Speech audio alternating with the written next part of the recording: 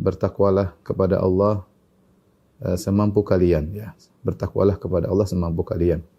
Ayat ini terdapat dalam surat At-Taghabun ayat 16. Kita ingin tahu kenapa Allah menyampaikan ayat ini, bertakwalah semampu kalian, ya. Ternyata ayat ini berkaitan dengan bagaimana bermuamalah dengan keluarga, ya, dengan istri dan anak-anak, dan juga bagaimana bermuamalah dengan harta. Allah Subhanahu wa taala berfirman sebelum ayat ini, ya ayyuhalladzina amanu inna min azwajikum wa auladikum aduwwan lakum fahdharuhum. Wahai orang yang beriman, sungguhnya di antara istri kalian dan anak-anak kalian ada yang menjadi musuh bagi kalian. Fahdharuhum, maka waspadalah terhadap mereka. Wa in ta'fu wa tasfahu wa taghfiru fa innallaha ghafurur rahim. Kalau kalian maafkan, berlapang dada dan kalian mengampuni, maka sungguhnya Allah Maha Pengampun lagi Maha Penyayang. Innama amwalukum wa auladukum fitnah. Sungguhnya harta kalian, anak-anak kalian merupakan ujian. Wallahu 'indahu ajrun 'azim. Dan di sisi Allah ada ganjaran yang besar. Fattaqullaha mastata'tum. Maka bertakwalah kalian semampu kalian. Jadi ayat ini berkaitan dengan bagaimana asalnya seorang suami bermuamalah dengan istrinya, dengan anaknya, ya, juga dengan hartanya. Allah buka dengan mengingatkan, wahai orang yang beriman, sungguhnya di antara istri kalian dan anak kalian ada yang menjadi musuh kalian. Apa maksudnya? Istri menjadi musuh, anak menjadi musuh. Seperti dijelaskan oleh para ulama, maksudnya istri terkadang menghalangi seorang lelaki dari amal soleh, ya. Kalau zaman dahulu seorang ingin berinfak, maka dihalang-halangi oleh istrinya. Atau seorang ingin berjihad, maka dihalang-halangi oleh istrinya. Demikian juga ketika dia ingin berperang, berjihad, maka dia selalu ingat anaknya, ya. Sehingga tidak berani untuk berangkat, ya. Karena anak-anak adalah majbanah, makhbalah. Kata Nabi SAW, anak-anak itu bisa menimbulkan timbul pelit dan juga jadi penakut, ya. Kenapa? Karena mikir anak-anak. Makanya Allah sebutkan di antara istri dan anak ada yang menjadi musuh bagi kalian.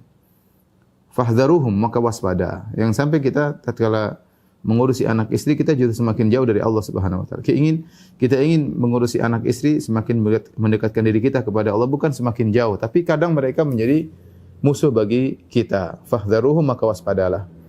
Tetapi ketika Allah ingatkan, ketika ternyata istrimu atau anakmu kondisinya menjadi musuh bagimu, yaitu menghalangi engkau dalam ketaatan, menghalangi engkau untuk berjihad, menghalangi engkau untuk bersedekah, menghalangi engkau untuk menuntut ilmu, rayuan-rayuan mereka atau hal-hal yang mereka lakukan sehingga kau terhalangi dan kau sadar itu adalah musuh bagimu, maka bukan berarti kau marahi mereka, bukan berarti kau benci kepada mereka, tapi Allah menyuruh maafkan. Maka Allah mengatakan wa in ta'fu, meskipun mereka salah, meskipun mereka menghalangimu dari ketakwaan kepada Allah, wa in ta'fu wa tasfahu, meskipun kau maka hendaknya, tapi kalau kau memaafkan, berlapang dada, wa taghfiru, dan kau mengampuni, fa innallaha ghafurur rahim. Sungguhnya Allah Maha Pengampun lagi Maha Penyayang. Ini syarat bahwasanya dalam menghadapi anak istri, terkadang memang istri bikin masalah, menjadi musuh bagi kita, menghalangi kita dari melakukan ketaatan, dan terkadang anak-anak juga demikian, bikin masalah, membuat kita terkadang terlalaikan dari salat berjamaah misalnya gara-gara ngurusin anak-anak, banyak tuntutan ini dan itu sehingga kewajiban kita lalaikan. Terkadang gara-gara anak dan istri membuat kita lalai dari mengurusi orang tua kita sendiri. Terkadang anak dan istri menjadikan kita bertengkar sama saudara-saudara kita, ya. Banyak hal yang timbul dari sisi anak dan istri yang buat kita semakin jauh dari Allah Subhanahu wa taala. Tapi ketika kita sadar bahwasanya anak istri kita lagi salah dan sedang membuat kita terjauhkan dari Allah, bukan berarti kita marah-marahin, bukan berarti kita amukin, bukan berarti kita gampar, enggak. Ini disebut dalam tafsir disebut dengan al-ihtiras, yaitu orang ketika seandainya Allah mengatakan fahdharuhum, waspadalah kepada mereka, seakan-akan kita disuruh marah sama mereka karena mereka jadi musuh kita. Tapi ternyata tidak. Meskipun mereka menjauhkan kita dari Allah, Allah suruh maafkan. Wa in ta'fu, karena mereka namanya istri, punya kekurangan, anak-anak punya kekurangan, belum bisa mikir dengan baik. Yang penting keinginannya dituruti. Ya, kata Allah wa in ta'fu wa tasfahu wa taghfiru. Tapi ampunilah, lapang dadalah, ya. Dan maafkanlah.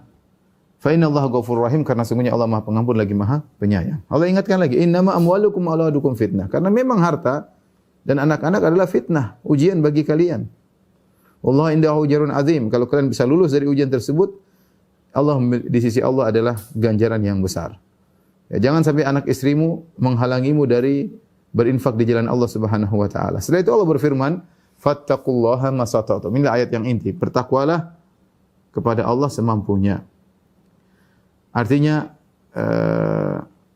Allah menyuruh kita untuk mensikapi anak istri dengan ketakwaan semaksimal mungkin, ya. Ini satu contoh saja bahwasanya jangan kita beramal dengan anak istri dengan emosi, dengan hanya melihat sisi negatifnya, ya. Allah ingatkan bahwasanya memang anak istri, harta adalah ujian hidup. Maka hadapi dengan baik. Kalau mereka punya kesalahan, maafkan, berlapang dada, ya. Ini peringatan bagi kita para suami, ya. Kalau melihat kesalahan anak-anak dan istri, maka maafkan, jangan terpancing dengan emosi. Karena di sisi Allah ada ganjaran yang besar. Allah yang suruh, fattaqullaha wa in ta'fu wa tasfahu wa taghfiru. Kalau kalian maafkan, berlapang dada dan mengampuni. Fattaqullaha mastata'tum, bertakwalah kepada Allah semampu kalian. Meskipun ayat ini berkaitan dengan bagaimana muamalah seorang lelaki terhadap anak dan istrinya, tapi ayat ini mencakup keumuman dalam kehidupan kita. Fattaqullaha mastata'tum, sebagian ulama mengatakan fattaqullaha, bertakwalah. Ma disitulah ma al-masdariyah, ya, dzarfiyah, masdariyah dzarfiyah, yaitu maknanya kalau kita artikan secara bahasa Indonesia, bertakwalah kepada Allah dimanapun kau berada, kapanpun kau berada. Selama kau mampu, bertakwalah kepada Allah Subhanahu wa taala. Kau di rumah bersikap dengan anak istrimu, bertakwalah. Kau di luar bersikap dengan orang lain, bertakwalah semampumu. Dimanapun kau berada, di dalam rumah, di luar rumah, dalam negeri, luar negeri, tatkala di depan banyak orang pun bersendirian, ya. Mastata'tum ma masdariyah dzarfiyah, artinya bertakwalah kepada Allah dimanapun dan kapanpun, ya. Ya, dan ini menunjukkan bahwasanya seorang berusaha bertakwa kepada Allah. Jika dia tidak mampu, jika dia tidak mau bertakwa sebagaimana yang seharusnya, maka gugur, ya, dia tidak mampu. Karena Allah Subhanahu wa taala membani seseorang sesuai dengan kemampuan yang dia miliki. Jika ternyata tidak mampu, maka kewajiban tersebut menjadi gugur. Dan penerapan kaidah ini, fattaqullaha masata'tum, bertakwalah semampumu, banyak bisa kita terapkan dalam kehidupan kita sehari-hari. Ya, contohnya sederhana, kita bertakwa semampu kita tadi ketika pertama ngurusi anak istri. Kita belum tentu mampu menjadikan istri kita menjadi solehah sebagaimana kita harapkan. Belum tentu mampu kita menjadikan anak kita jadi soleh seperti yang kita harapkan. Betapa banyak orang ingin anaknya jadi hafiz Quran, kemudian bertakwa kepada Allah, nurut, tapi kenyataannya tidak. Ya, ternyata dia nakal lah, apalah, bermain-main sama temannya. Tapi seorang bertakwa semampunya, itu semampu saya. Saya sudah sholat, saya sudah masukkan pondok, saya sudah beri nasihati, saya selalu bimbing. Di luar itu bukan kemampuan kita. Bertakwalah semampumu. Ya, ini contoh. Sehingga dengan ketika kita punya kaidah ini, bertakwalah semampumu, ya kita lebih menerima dengan apa yang di hadapan kita. Oh, saya sudah berusaha. Allah Maha baik. Allah Maha mengetahui uzur saya. Saya bukan malas-malasan. Saya sudah berusaha. Tapi demikianlah istri saya, demikianlah anak-anak saya. Hasilnya demikian. Kecuali kalau kita lalai, ya disitulah kita mencela diri kita. Fala yalumanna illa nafsah, ya, atau fala talumanna illa nafsak. Jangan kau cela kecuali dirimu sendiri. Tapi kita berbicara tentang orang yang sudah berusaha, sudah keluar biaya, nyisikan waktu untuk mengarahkan anak istrinya, ternyata hasilnya ya yang dia mampu, maka fattaqullaha maksud dia sudah bertakwa kepada Allah, sudah menjalankan apa yang kewajibannya. Ini contoh. Contoh yang lain misalnya tadi dalam menjalankan salat misalnya. Seorang kalau mampu untuk bersuci dengan air, maka dia harus berwudu. Ketika dia tidak mampu, ya, maka dia boleh bersuci dengan tayamum, dengan pasir dan debu, ya, tanah dan debu. Jika dia tidak mampu kedua-duanya, sebagaimana pernah kita jelaskan dalam fikih thaharah, jika tidak mampu menggunakan air dan tubuhnya tidak bisa terkena juga dengan tanah dan debu, maka dia boleh salat fattaqullaha masata'tum, salat tanpa harus berwudu, tanpa harus bersuci. Kenapa? Karena kewajiban bersuci gugur darinya, karena dia tidak mampu melakukannya, entah ada penyakit, entah ada suatu kondisi. Ya, misalnya contohnya, seorang dalam rumah, ya. Dia ingin salat, ya. Tapi ternyata dia sakit, tubuhnya tidak bisa kena tanah, tidak bisa kena air. Itu sebagaimana sudah dia sholat tanpa harus berwudu, tanpa harus bertayamum. Contoh lagi misalnya seorang ketika petugas kesehatan pakai APD, kemudian tidak bisa dia buka, kalau dia buka akan kemasukan virus, sementara dia harus kerja sampai 6 jam, terkadang melewati asar, maghrib, isya. Bagaimana? Tidak mungkin dia jamak asar, maghrib, isya. Kalau maghrib, isya mungkin bisa dijamak di waktu isya, tapi asar gimana caranya? Kebetulan dapat piket asar, maghrib, isya, dan kalau buka berbahaya. Ya seperti ini, fattakullah maksudnya dia boleh sholat, sementara pasien begitu banyak di hadapan dia, tidak bisa ditinggalkan. Dia boleh sholat dalam kondisi meskipun tidak berwudu, meskipun tidak pakai tayamum. Ini contoh ya, contoh kondisi seperti juga sebagian ulama mengatakan seperti seorang di atas pesawat. Pesawat ternyata tidak boleh pakai air, pesawat dalam kondisi darurat dan tidak ada debu juga di pesawat saking bersihnya pesawat tersebut, maka dia boleh sholat meskipun tanpa berwudu, meskipun tanpa bertayamum. Ini contohnya. Contoh lagi, fattakullah mastata'tum, bertakwalah semampumu. Seperti ketika seorang salat, Nabi SAW mengatakan, "Shalli qa'iman fa illam tastati' fa qa'idan wa illam tastati' fa ala jam." Salatlah kau dalam kondisi berdiri. Kalau kau tidak mampu duduk, ya, seorang sakit tidak bisa berdiri, duduk. Padahal berdiri adalah rukun salat. Seorang yang mampu salat dalam kondisi berdiri untuk salat fardu, kemudian dia tidak berdiri, maka salat tidak sah. Kenapa? Karena berdiri adalah rukun salat. Ternyata tidak mampu, kalau dia berdiri akan jatuh, atau dia maksakan diri sampai goyang-goyang, ya dia boleh salat dalam kondisi duduk. Karena tujuan dia salat dalam kondisi tenang. Jangan maksakan diri, ya. Salat dalam kondisi duduk. Kalau dia tidak mampu duduk, khawatir jatuh, khawatir muntah, khawatir apa, dia boleh salat dalam kondisi berbaring. Fa'ala jam, dia boleh berbaring. Bahkan kata para ulama, kalau dia tidak mampu untuk berbaring, dia sudah berbaring, tidak bisa bergerak sama sekali, tangannya tidak bisa diangkat, dia boleh salat dengan isyarat mata. Kalau ternyata matanya tidak bisa digerakkan sama sekali, dia salat dengan hati. Kaidahnya apa? Fattaqullaha mastata'tum. Bertakwalah semampumu. Ini kita perlukan dalam kehidupan sehari-hari. Karena terkadang saya sudah berusaha. Sudah, Allah Maha tahu saya sudah berusaha. Kita terkadang ingin melakukan perbaikan tapi enggak terjadi. Kita bilang saya sudah berusaha. Ya. Dan ini kita perlukan dalam kehidupan kita, dalam berbagai macam kondisi. Kita tunjukkan kepada Allah saya sudah semaksimal mungkin berusaha sesuai dengan rambu-rambu Islam, sesuai dengan syariat Islam, tetapi ternyata hasil tidak sesuai dengan diharapkan, enggak ada masalah. Ya, enggak ada masalah. Lihat para nabi dakwah, ada juga yang pengikutnya cuma kurang dari 10, ada yang pengikutnya cuma 2, ada yang pengikutnya cuma 1, ada yang pengikutnya cuma tidak ada pengikut sama sekali. Ya, tidak ada pengikutnya sama sekali, ya.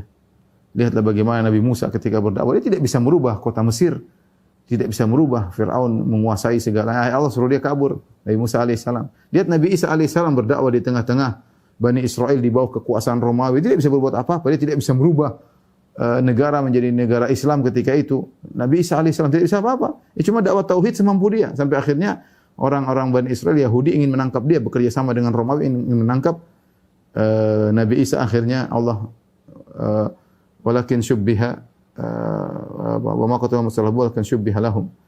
Akan tapi ada orang diserupakan dengan Nabi Isa. Tapi intinya para nabi-nabi tersebut tidak mampu mencapai apa yang mereka inginkan, tapi mereka sudah bertakwa semaksimal mungkin. Bahkan di antara para nabi ada yang dibunuh orang Yahudi. Kata Allah, wa qatlahumul anbiya. Artinya mereka sudah mau diapain? Mereka dakwah-dakwah malah dibunuh sama pengikutnya. Dibunuh sama umatnya. Apakah mereka salah? Jawabannya tidak. Mereka sudah bertakwa semampunya. Yang penting ikut rambu-rambu. Sama seperti saya katakan, kita ketika ngurusi anak istri, ya, anak pengen ini, kita harus ikut rambu-rambu. Syariat bagaimana? Jangan kita akhirnya terjebak, kita malah mengikuti keinginan anak, keinginan istri yang merupakan maksiat kepada Allah Subhanahu wa taala. Tatkala itu kita tidak bertakwa namanya. Kita tidak bertakwa. Anak ingin misalnya ayah kita main kemana ke hal-hal yang diharamkan oleh Allah Subhanahu wa taala, maka jangan kita turuti, ya. Contoh juga misalnya puasa jika mampu untuk seorang menahan diri dari segala pembatal puasa, maka hendaknya dia menahan diri agar bisa berpuasa. Jika dia tidak mampu, ternyata kalau dia berpuasa baru setengah hari sudah tidak kuat, ya. Apalagi usia sudah tua atau dia punya sakit yang tidak bisa sembuh, maka dia tidak usah berpuasa. Puasa tersebut diganti dengan membayar fidyah. Inilah fattaqullaha mastata'tum. Demikian juga dalam masalah haji, betapa banyak kita perlukan haji. Ya, seorang berhaji, kalau dia tidak badannya sudah tidak mampu untuk berhaji, sudah sangat tua atau tidak mampu naik pesawat, tidak mampu naik kendaraan, maka dia tinggal kasih uang sama orang suruh hajikan. atas nama dia. Dia kasih haji, dia kasih uang, dia kasih upah, sudah kamu hajikan sama saya, maka sah hajinya. Kenapa dia tidak mampu? Demikian juga ketika di manasikil haji, seorang ingin tidur di Mina, tapi Mina sudah full, maka dia boleh tidur di mana? Ada yang mengatakan tidur di Al-Aziziyah, di sekitar Mina, atau dia tidur di mana saja di kota Mekah, enggak jadi masalah. Kenapa? Mina sudah full. Tenda sudah enggak ada, Mina sudah full, enggak mungkin dia untuk masuk ke dalam Mina. Kalau dia memaksakan diri masuk dalam Mina, maka akan jadi kemudaratan. Mina tertutup, orang enggak bisa lewat di areal Mina, mobil enggak bisa melakukan mobilisasi, aktivitas ya. Sehingga dia boleh di Aziziyah, di sekitar Mina, atau sebagian ulama berpendapat di mana saja di Mekah tidak jadi masalah, yang penting karena dia sudah tidak mampu. Contoh lagi misalnya dalam kaidah ini masalah mengingkari kemungkaran. Kata Nabi sallallahu alaihi wasallam, "Man ra'a minkum munkaran falyughayyir bi yadihi, fa illam yastati' fa bi lisanihi, wa fa illam yastati' fa bi qalbihi, wa dzalika adhaful iman." Kata Nabi sallallahu alaihi wasallam, barang siapa yang melihat kemungkaran maka hendaknya dia rubah dengan tangannya.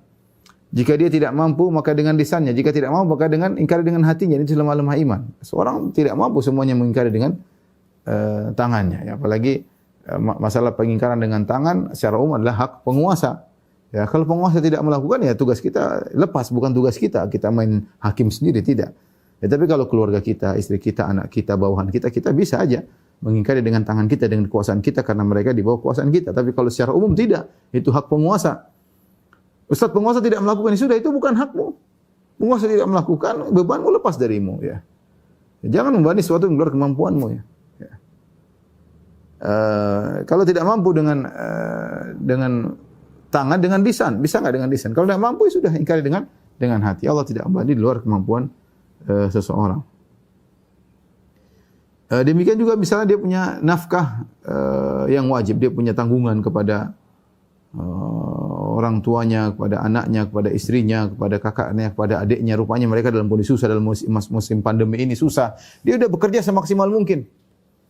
Dia kasih orang tuanya, dia kasih kakaknya, dia kasih adiknya, dia kasih kerabatnya, kasih anak istrinya. Ternyata dalam suatu kondisi usahanya lagi jatuh. Di masa pandemi dia tidak punya kecuali cuma sedikit. Maka dia bertakwa kepada Allah, yang bisa dia berikan hanya kepada anak istrinya, sudah. Itu yang dia lakukan.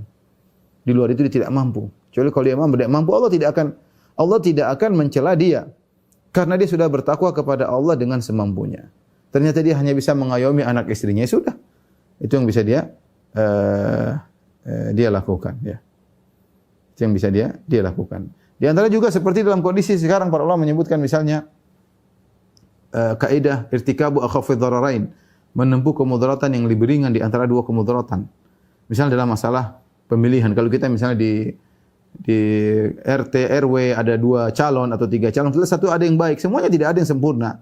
Semuanya tiga kalau nilai kurang bagus, tapi ada satu yang lebih baik di antara mereka bertiga. Udah pilih itu. Pilih itu karena dia yang kita serahin amanah untuk mengurusi kegiatan kita di RT atau RW. Enggak ada masalah. Demikian juga tingkatan kabupaten atau tingkatan provinsi, ya sama, atau tingkatan negara, kita memilih yang menurut kita yang lebih baik, ya, karena tidak ada yang sempurna, ya. Kita bertakwa kepada Allah semampunya untuk mengangkat pemimpin yang menurut kita yang bisa lebih dekat kepada hukum-hukum Allah Subhanahu wa taala. Jika kita tidak bisa menilai, ya sudah. Ada orang, Ustaz saya tidak bisa nilai, Ustaz calon saya 2, saya enggak bingung. Kalau kau tidak bisa nilai, ya sudah. Fattaqullaha masata'tum. Kemampuanmu tidak bisa menilai, jangan kau maksa untuk memilih. Orang berbeda-beda. Ada yang bisa menilai, silakan dia menjalankan sesuai dengan yang dia nilai tersebut. Ini semua adalah penerapan dari kaidah fattaqullaha masata'tum. Jadi ikhwan dan akhwat yang dirahmati Allah Subhanahu, ketika kita mengetahui kaidah ini, kita lebih tenang, ya. Lebih tenang karena banyak hal di depan kita enggak mau melakukannya. Banyak hal kita melihat kemungkaran di hadapan kita, kita melihat kemaksiatan di hadapan kita. Kita melihat sesuatu yang tidak benar di keluarga kita. Kita sudah berusaha, tapi itu kemampuan kita. Allah tidak memberi luar kemampuan kita, ya.